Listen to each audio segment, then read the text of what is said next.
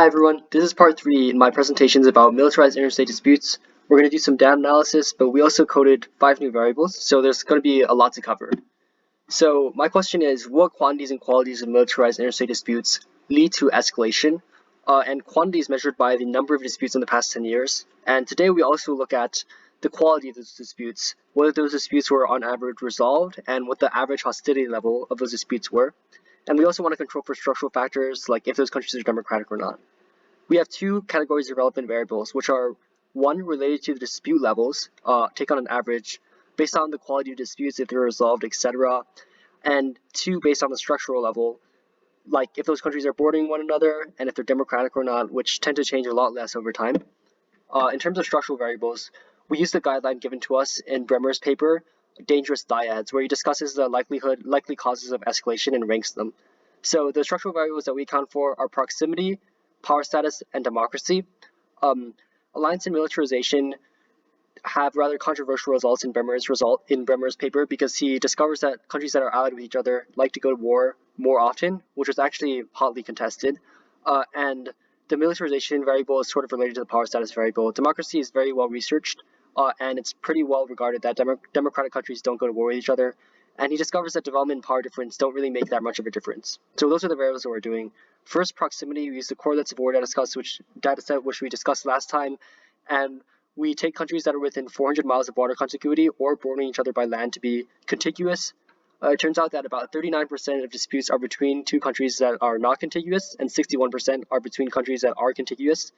And we also look at great power status, for which we read a book by Vesna Danilovic, and she essentially discusses and deliberates whether or not countries deserve to be classified as great powers over time. And this is the result that she came up with.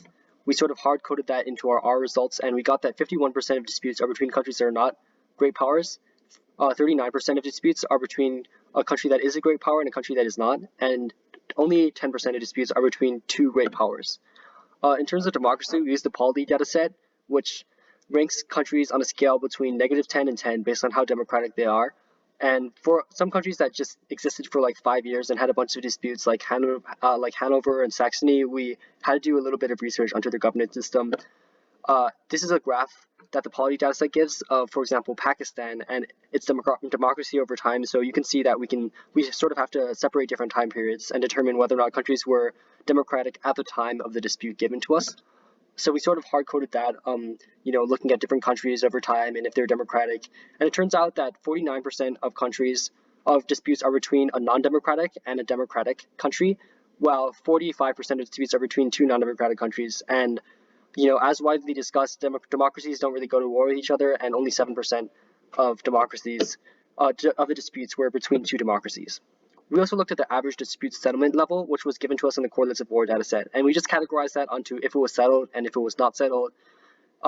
According to Stephen Quackenbush, imposed and negotiated settlements are much more stable than no settlements and no disputes, and if it's imposed, it's actually slightly more stable than a negotiated dispute. And we also graphed the mean settlements, in the past 10 years, have these 2 countries on average settled their disputes or not. And it turns out that either countries just don't settle any of the disputes, and that's slightly more likely than just countries either don't dispute or, they dispute and they negotiate. But there's not a lot of in-between space. Either they are all stalemates that aren't settled, or, they decide to negotiate, or they don't dispute. Now, we also look at median dispute intensity, which is also coded by our data set by these sort of 5 different levels. Either there's no disputes, there's threat to use force, there's a display of force, there's use of force, or there's interstate war. And we look at the median because it's not necessarily an interval variable, but there's a clear ordering to it. So it looks like the mode is around 3, which is the use of force, which means that a lot of these disputes happen when countries have been using force on average for the past 10 years of disputes. But there's also another mode at countries that just haven't disputed with each other at all, at 0. Now, let's look at some of the results, some of the graphical results. This graph is pretty interesting. We faceted the relationship between the number of disputes in the past 10 years by the likelihood of escalation. And we essentially got that countries that are democratic, that are between 2 democratic pairs, escalate faster, as in escalate within a fewer number of disputes, than countries that are just 2 non-democratic countries. So you can see 2 non-democratic countries.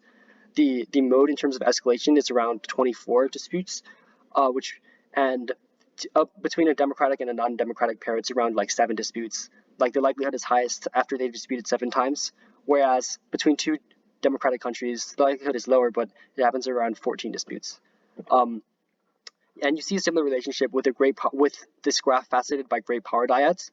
Interestingly enough, if 2 great powers are going to war with one another, they seem very likely to go to war compared to 2 non-great powers or a great power and a non-great power. And they seem to have a very high likelihood of escalation if they have between 5 and 15 disputes, according to this graph. Whereas 2 countries that are not great powers tend not to escalate as often, and the curve is a little less skewed. And you can see that a pair between a great power dyad and a non-great power dyad is sort of in between those two, which makes sense because if 2 great powers are disputing over something, it is likely that that something is very important or that is relevant or that might escalate into something greater because 2 great powers are investing their military resources inside it. In terms of contiguity, we sort of get the opposite result of what Bremer said, and his result was like countries that are bordering each other are 5 times more likely to go to war.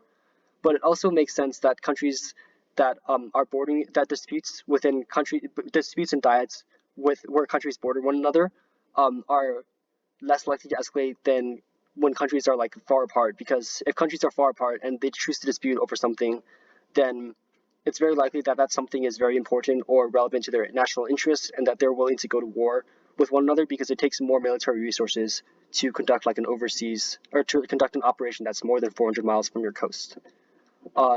So some of the statistics we looked at. First, we conducted a linear regression between the average settlements and the likelihood of war based on the war dummy variable, and we got a weak correlation of 0.12, but the p-value for that correlation is very significant.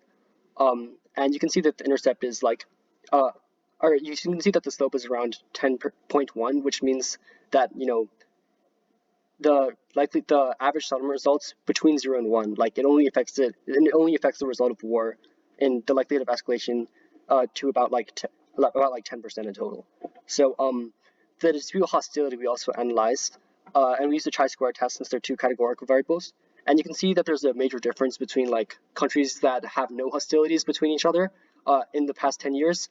Like 92% of those disputes don't escalate into war, but it gradually increases and suddenly spikes when these 2 countries have been engaged in interstate war in the past 10 years. Like if on average these countries have been engaged in interstate war, then the likelihood is 71% that this dispute in particular escalates. And if it's a mix between interstate war and use of force, it's 60%. But other than that, it's sort of low with a slight bump at 1, which is just the threat to the use force. And you can see that the p-value is also significant here. This is also another interesting graph that facets the number of disputes and likelihood of escalation by the average hostility level. You can see that the graphs tend to go downward, except for when you get to the level of interstate war, in which case having like 20 interstate wars is very likely to mean that your next dispute is also an interstate war, and it approaches like almost 100%. So we also attempted several models, which we discussed the last time, in as sort of a way to imitate a stepwise sort of imitation of what Bremer did, where he compares the conditional probabilities for to how many wars actually tend to escalate. And those are the 4 models that we just discussed last time. We'll go through them in order. So the first one was just relating the dummy variable war with the number of past disputes.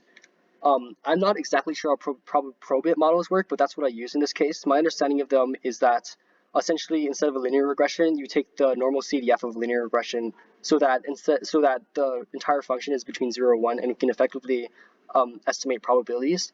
But we see that the intercept is significant, but not the actual relationship between the number of past disputes and the z-score that we input into our probit function is not significant. And when we add the variables for number of past disputes, average settlement results, and median hostility level, however, all these variables actually become very significant when we model them all and include them in our probit model. And you can see which ones are positively related to the likelihood of war and which ones are negatively related to the likelihood of war. In terms of Model 3, which includes all the variables that are included, we also add in contiguity, democratic pairs, and great powers, which you can all see are